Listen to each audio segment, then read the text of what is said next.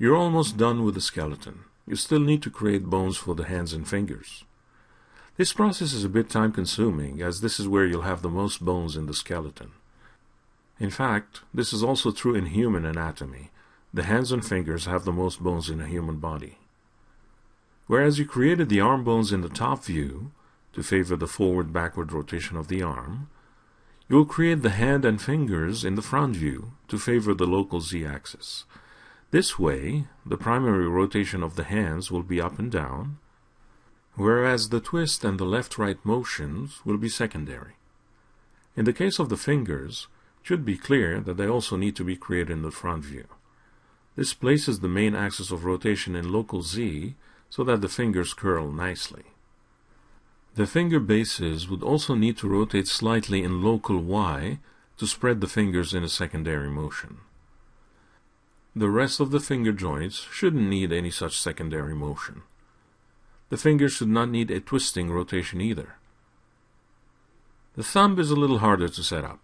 It should be noted that contrary to the fingers, the thumb bones should be created in the top view. Once adjusted, the Z local rotation works best to make the thumb rotate properly. A secondary rotation on the y-axis is also important for the thumb base, much like it was for the fingers. The rest of the thumb joints need only rotate in Z. Maximize the front view and set it to shaded mode. To place the hand and finger bones, it's probably best to set the zombie's geometry to see-through mode. This will enable you to see inside the mesh in shaded views. In order to do that, you need to unfreeze the mesh layer and then select the zombie character and press Alt-X. Once this is done, you can freeze the mesh layer one more time. To place the joints properly, you need to see the underlying geometry. Press F4 to enable Edged Faces mode. Make sure the bones layer is still current. Because the space inside the hand and fingers is more restrictive, set the bone object size to 0.5 in width and height. In the front view, create a single bone for the character's left hand. Remember to right-click to end the bone chain creation process. As always, do not worry about accuracy at this point, and don't create a new bone too close to an existing one. By doing so, you risk connecting the new bone to the existing one, and you don't want that at this stage. Name the new bones Hand and Hand Nub. Using the Selection tool, select the main hand bone you just created, not the nub. Using the Align tool, align the selected bone to the original wrist bone named Zombie Left Wrist Bone. Make sure you align the two bones pivot to pivot in position in all three axes. In rotation, make sure only the X rotation is active. This ensures the hand is aligned with the elbow, although it has different Y and Z orientations.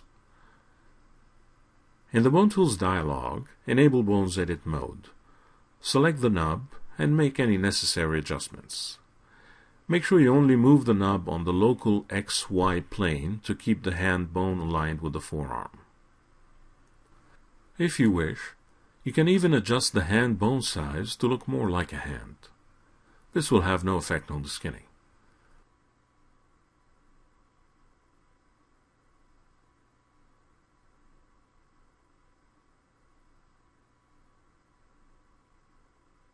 Select both the hand and its nub and reset the stretch.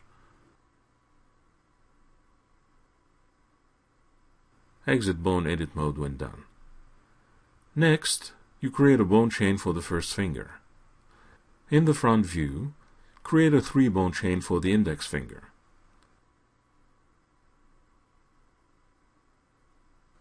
Set the names of the new bones as Index 1, Index 2, Index 3, and Index 3 nub.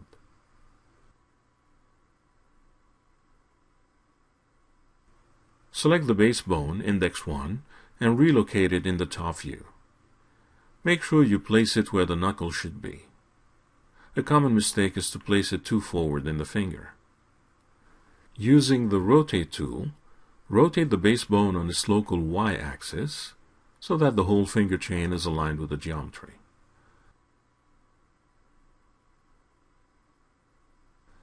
Make the necessary adjustments in the front view. Keep an eye on the perspective view to make sure the first joint is positioned properly. Enable Bone Edit mode. Also, make sure the Move tool is set to Local. Adjust the bones on their local XY planes so that the joints are placed properly. There is no magic formula here.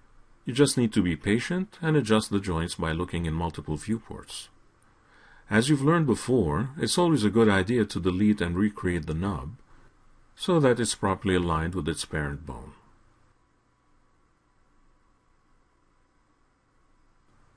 When you're done with the index chain, reset the stretch and exit Bone Edit mode.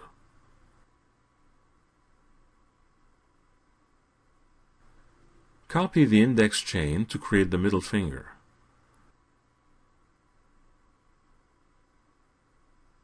Rename the bones accordingly, middle 1, 2, and 3, and don't forget the nub.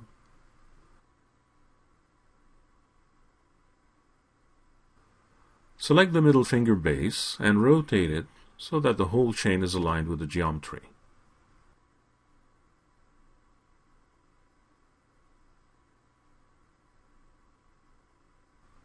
In Bone Edit mode, adjust the positioning of the joints on the local XY plane.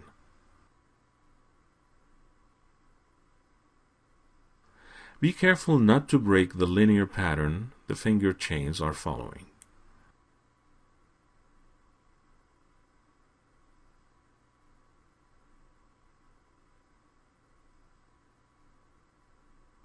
Reset the stretch and exit Bone Edit mode when done.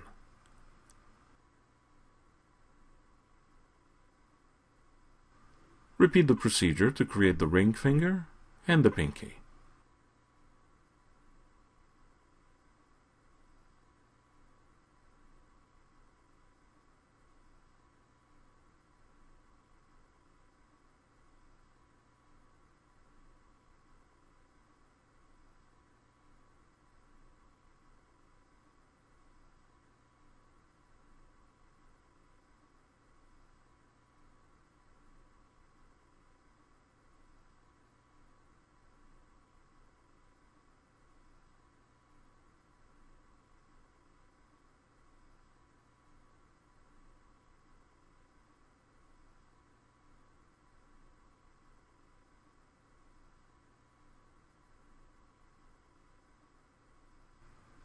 When you're done with the 4 fingers, create a chain for the thumb. Make sure you create it in the top view to favor the proper rotation on the local z-axis. Of course, because you created it in the top view, you need to select the base and move it up to the correct height. You'd probably need slight local rotations in Y and even in X to orient the chain to follow the geometry.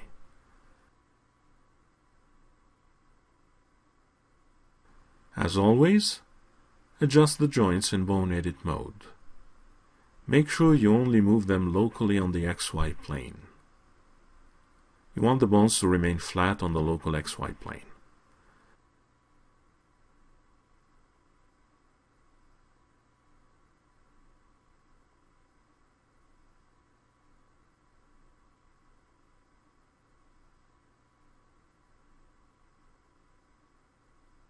When you're done, select the fingers and the thumb's base bones and link them to the hand.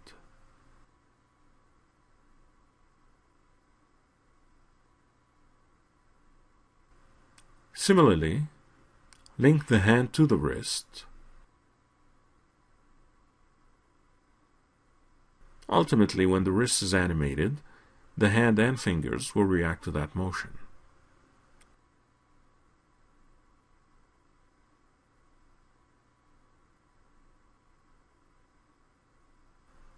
Don't forget to use the Rename Objects tool to add the zombie_left_ prefix and the _bone suffix, as you did before with the rest of the skeleton.